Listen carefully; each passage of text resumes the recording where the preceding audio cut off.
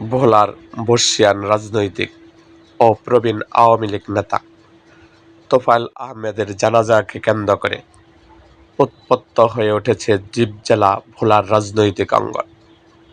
তোফায়েল আহমেদের জানাজা প্রতিহত করার লক্ষ্যে জেলা যুবদলের সভাপতি জামাল উদ্দিন লিটনের একটি ভিডিও বক্তব্য সামাজিক যোগাযোগ মাধ্যমে ছড়িয়ে পড়ার পর শহর জুড়ে আতঙ্ক ও উত্তেজনা বিরাজ করছে।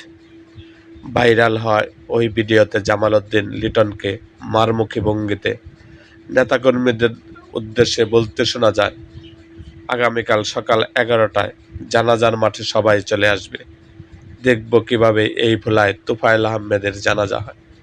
তার এই সরাসরি হুমকিমূলক বক্তব্যটি এখন ভোলার সহ সারা বাংলাদেশে টক অফ দ্য টাউনে পরিণত হয়েছে। রাজনৈতিক বিশ্লেষকরা এই ঘটনাকে অত্যন্ত উদ্বেগজনক হিসাবে দেখছেন।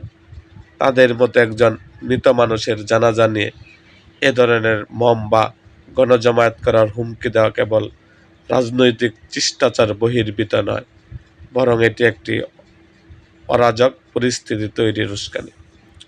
তোফায়েল আহমেদ ভোলার সন্তান এবং দীর্ঘ 5 দশক ধরে এই জনপথের মানুষের প্রতিনিধিত্ব করেছেন।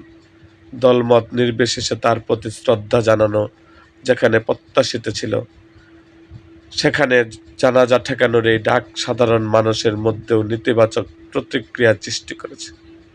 এদিকে এই ভিডিওটি প্রকাশের পর তোফায়েল আহমেদের অনুসারী ও আওয়ামী লীগ তৃণমূল নেতাকর্মীদের মধ্যে তীব্র ক্ষোভ দেখা দিয়েছে।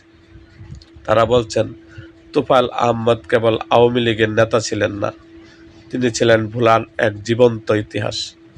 তার শেষ বিদায়কে কেন্দ্র করে যুবদল নেতার এমন আস্ফালন কোনোভাবেই কাম্য নয়।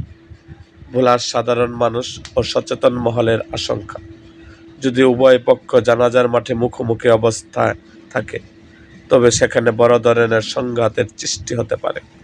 বর্তমানে ভোলা সরকারি স্কুল মাঠ এবং এর আশেপাশে এলাকায় আইন শৃঙ্খলা রক্ষাকারী বাহিনীর নজরদারি বাড়ানো হয়েছে।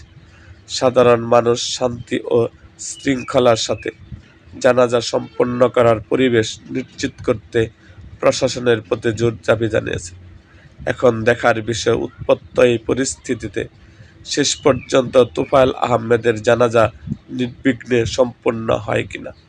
এরকম আরও ভিডিও পেতে এবং রাজনৈতিক অঙ্গনের নানা ঘটনা ও ইতিহাস জানতে আমাদের মুক্তাগাছার ইতিহাস মিডিয়া ইউটিউব চ্যানেলটিকে সাবস্ক্রাইব করুন এবং পাশে থাকা বেল আইকনটি বাজিয়ে দিন।